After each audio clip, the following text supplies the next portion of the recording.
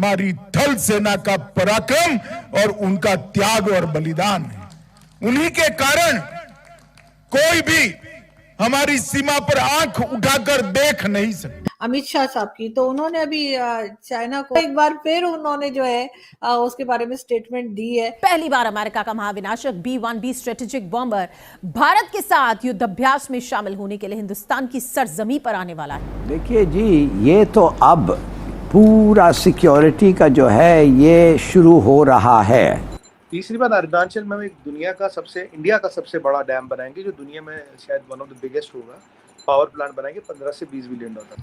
अरुणाचल में यूरेनियम की माइन है। अरुणाचल में हम और एक्स्ट्रा मिनरल्स वगैरह ढूंढ रहे हैं। अरुणाचल का जो हमारा कॉन्सेप्ट है भगवान परशुराम के टाइम से आता है कि जहाँ सूरज की पहली किरण गिरे। हम सऊदी अरेबिया से दरख्वास्त क्यों कर रहे हैं? हम सऊदी अरेबिया के अंदिये के बाद भी हम UAE का इंतजार क्यों कर रहे हैं? जिसमें वो इंडिया की बहुत तारीफ करते हुए नजर आते हैं और ख़ास तौर पर इंडियन प्राइम मिनिस्टर की पॉलिसीज़ को वो अभी भी बहुत तारीफ कर रहे हैं, अप्रिशिएट कर रहे हैं। 15 किलोमीटर दूर है LAC से, करीब वहाँ से जाके कहते हैं India Arunachal is the integral part of India, और किसी की औकात नहीं है कि हमसे 1 इंच ज़मीन ले ले। ये मैसेज सीधा सीधा चाइना को था। जय हिंद दोस्तों, very warm welcome to Hindustan special channel. केंद्रीय गृह मंत्री अमित शाह ने सोमवार को चीनी सीमा पर उसे खूब खरी खरी सुनाई। उन्होंने कहा कि आज हमारा देश शांतिपूर्ण ढंग से सो सकता है क्योंकि सेना के जवान दिन रात सीमा पर पहरा दे रहे हैं। उन्होंने कहा कि हम गर्व से ये बात कह सकते हैं कि किसी में इतनी ताकत नहीं है कि हमारे ऊपर बुरी नजर डाल सके। केंद्रीय गृह मंत्री अरुणाचल प्रदेश के किबुथु में बोल रहे थे। गौरतलब है कि चीन ने अमित शाह के अरुणाचल प्रदेश के दौरे पर आपत्ति जताते हुए इसे अपनी संप्रभुता पर हमला बताया था। केंद्रीय गृह मंत्री ने कहा कि वो जमाने चले गए जब भारत की धरती पर कोई अतिक्रमण कर सकता था।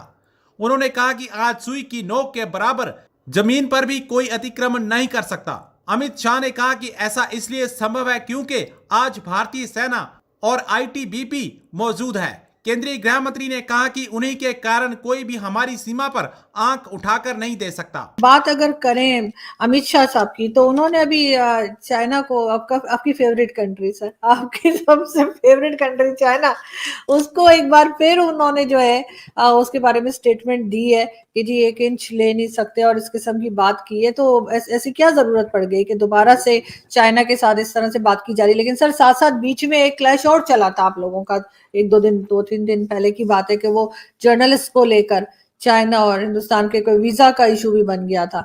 लेकिन अभी अमित शाह साहब क्या कह रहे हैं? देखिए आरजू जी, ये आज की देखिए हो क्या रहा है। एक आपके यहाँ हमारे कहावत है, खसियानी बिल्ली खंबा नोचे।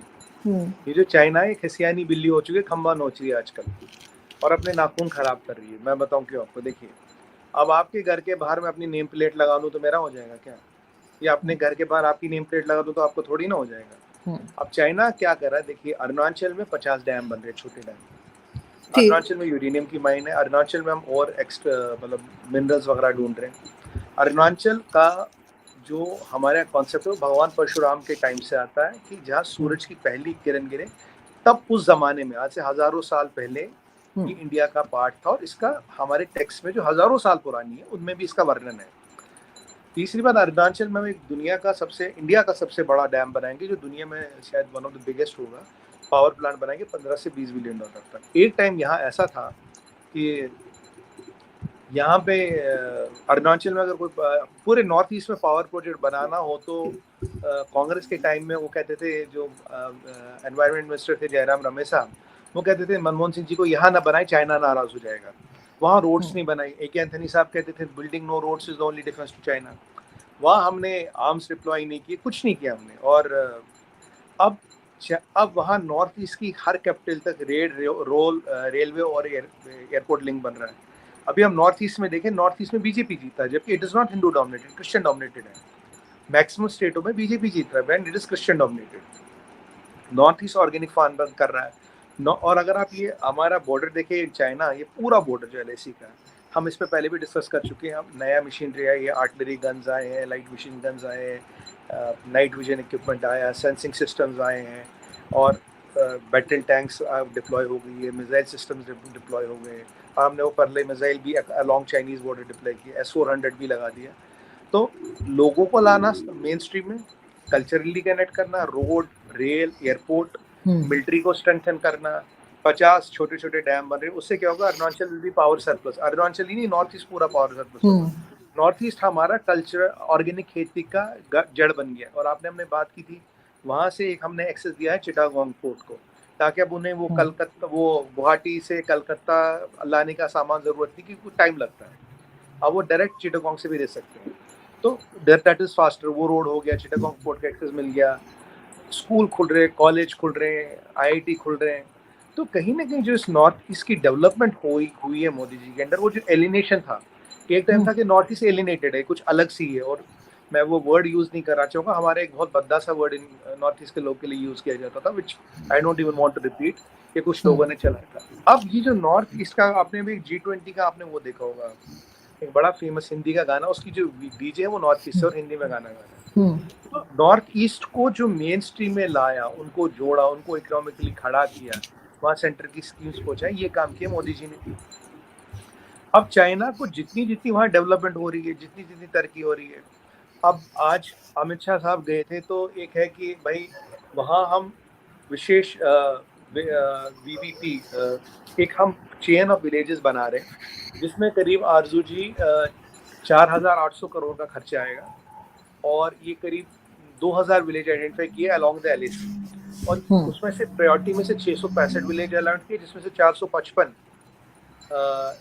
वाइब्रेंट विलेज प्रोग्राम के अंदर, 455 विलेज इन अरुणाचल, इनमें road, internet, communication, health care, इसको बनाना है, ताकि ये कल को जो विलेजेस है, ये लॉन्ग रन में हमारे मल्टीपर्पज काम आ सकते हैं। They can be for civilian uses and they can be also for military uses, क्योंकि चाइना भी अपने तरफ से ऐसा कुछ कर चुका है, तो we have also reciprocating that and doing that. तो आज जिस जगह पे थे, मुझे उसका नाम याद नहीं आ रहा, अमित शाह जी, विभूति या कुछ जगह थी, I am not getting the name right, वो केवल 15 किलोमीटर दूर है LAC से, 15 किलोमीटर दूर, और जो भूटान का ट्रांजैक्शन है उससे 30 किलोमीटर दूर है। तो ये बिल्कुल मान लीजिए अरुणाचल प्रदेश का अंदर की जगह, ऑलमोस्ट बॉर्डर मान लीजिए 15 किलोमीटर दूर है LAC, वहाँ से कुछ ज़्यादा दूर नहीं है।